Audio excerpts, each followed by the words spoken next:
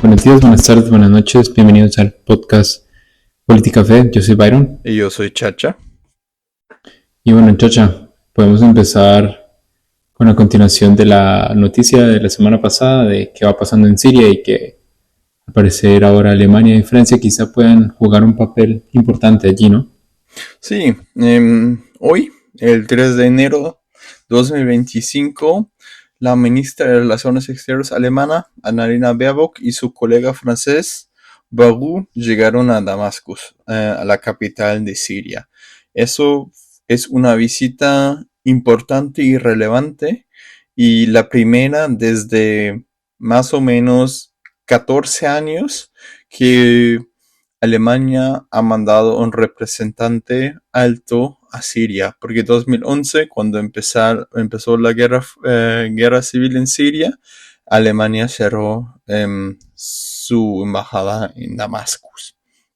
Y sí, eso es interesante, que de verdad muestra de que el presidente nuevo, de facto, porque aún no fue elegido ni nada, al-Jolani, va a jugar un rol importante en el futuro sirio. Él ha dicho que en 4 años quiere tener elecciones y que están trabajando en una constitución nueva. Entonces vamos a ver cómo cambia la situación en Siria, si Alemania va a ayudar directamente em, a Siria en volver a reconstruir todos los edificios que fueron destruidos durante esos 13, 14 años. Y sí, por ahora la ministra ha dicho que Alemania sabe que el grupo que actualmente está en el poder era o es un grupo terrorista y que ha em, hecho crímenes en el pasado y que ellos van a ver cómo el gobierno actual va a seguir, y ella ha dicho que ella espera que la igualdad de género, la igualdad de religión juega un rol importante en el futuro sirio. Y sí, eso como introducción al Política Fe de hoy. Byron, ¿tú cómo lo ves?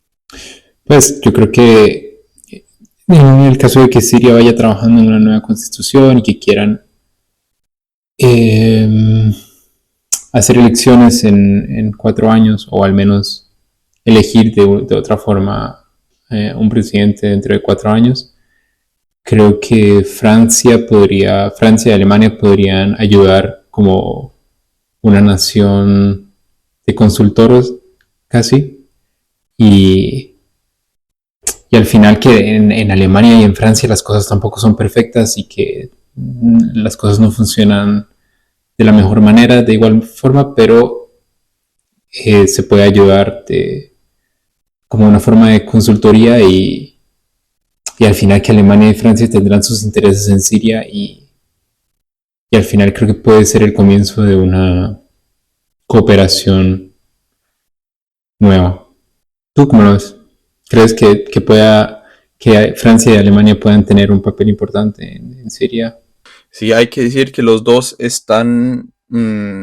ellos están representando actualmente oficialmente a la Unión Europea. Ellos han hablado con Katia Kallas, que es la representante europea para relaciones exteriores, o sea, la ministra exterior de relaciones exteriores de Europa, para decirlo así. No es tan correcto, pero más o menos esa función tiene.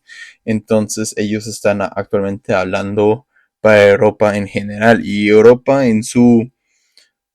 tiene un programa para los países que están en los vecinos de Europa. Había un programa para Rusia, había un programa para Ucrania, Moldavia y también para el Cáucaso Sur, o sea, para Armenia, etcétera. Pero también hay un programa para el Magreb y para los países del sur, y eso hace hasta algún momento también incluía a Siria.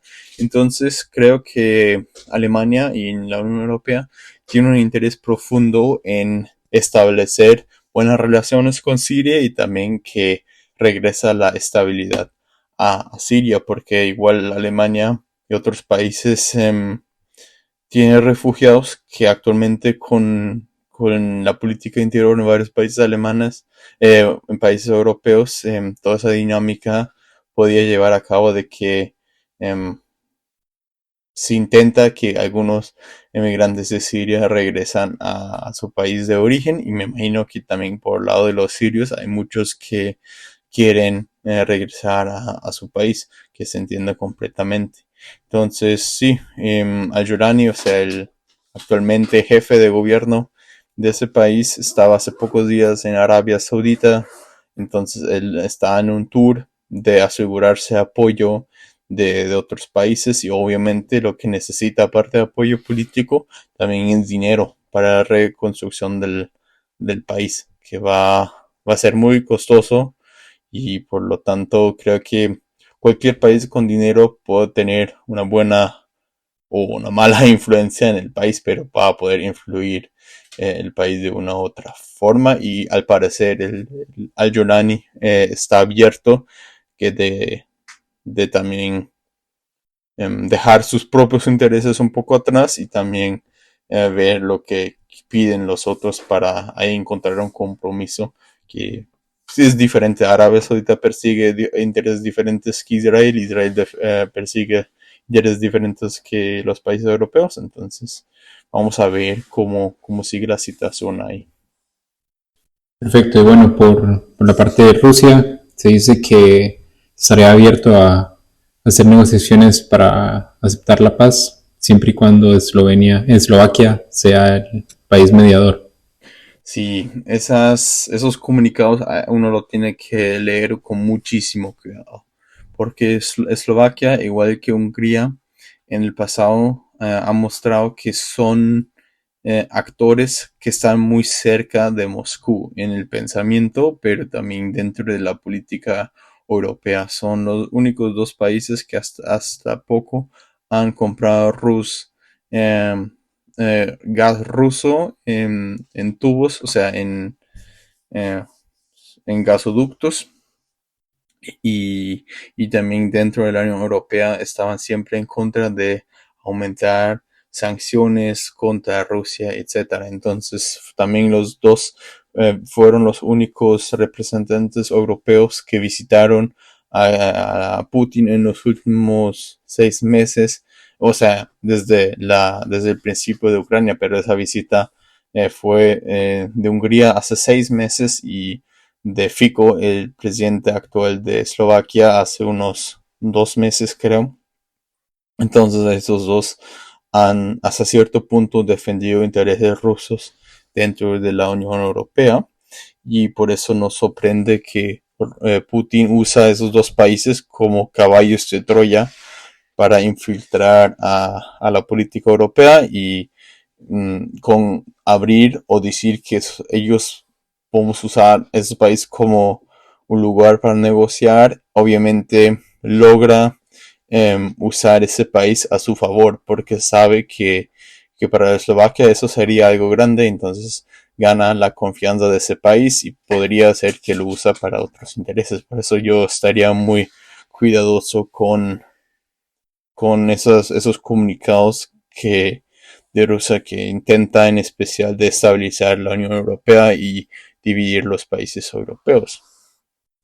Pero, pero lo que tú dijiste de que va a haber negociaciones, muy probablemente va a haber negociaciones, porque en algún momento los partidos del conflicto van a llegar a un momento donde no quieren seguir luchando, porque no creo que ninguno de los dos lados va a ganar absolutamente si los europeos y Estados Unidos no apoya más fuertemente a Ucrania, y por lo tanto negociaciones va a haber. Y hemos visto que el consultor principal, o sea, el representante de Estados Unidos designado por Donald Trump, ha publicado sí, no un tratado de paz, pero como las ideas principales de él, o de cómo se podría llegar a una paz, por lo menos temporal.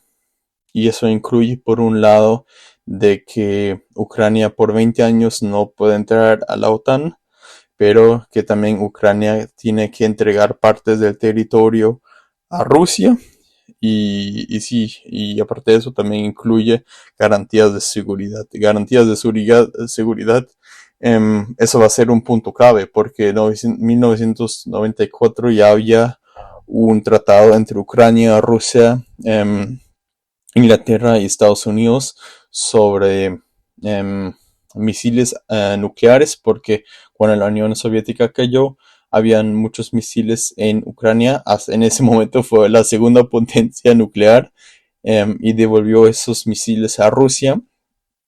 Y como protección, Estados Unidos y Inglaterra han dicho que nosotros protegemos la soberanía ucraniana.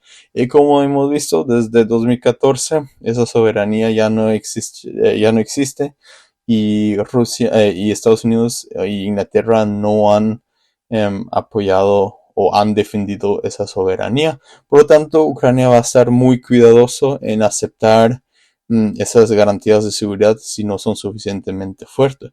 Pero ya es una línea de negociación que uno puede perseguir, siendo Estados Unidos parece útil, y él también ha dicho que si Putin no está abierto a negociar, van a seguir apoyando más fuerte a Ucrania, algo lógico, pero eso vamos a ver cómo va a ser en la realidad, porque ahí la cosa es un poco más complicada, para decirlo así.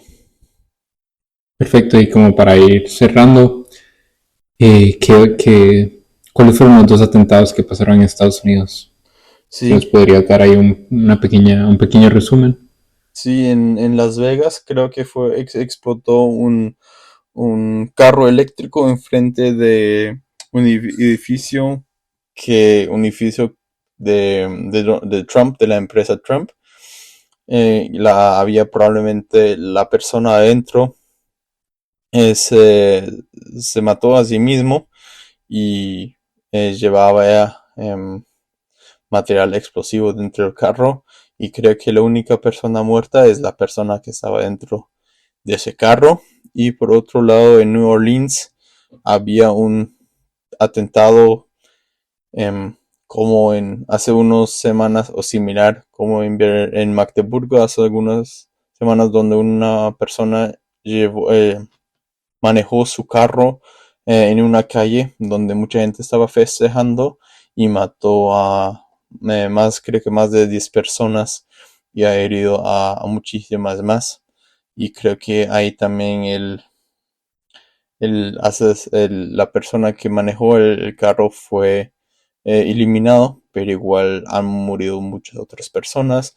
Se cree que la persona que usó el carro como instrumento para el atentado tenía conexiones con ISIS. Se dice actualmente que era soldado y que se radicalizó, y se dice que tal vez tenía la bandera de ISIS en el carro puesto cuando iba en esa calle, y por lo tanto, pero las informaciones hay que tener mucho cuidado con esa información, porque obviamente no es información aún asegurada, y por lo tanto vamos a ver cómo cambia eso. Pero son dos atentados muy tristes, en especial por las familias y las víctimas que se murieron en New Orleans.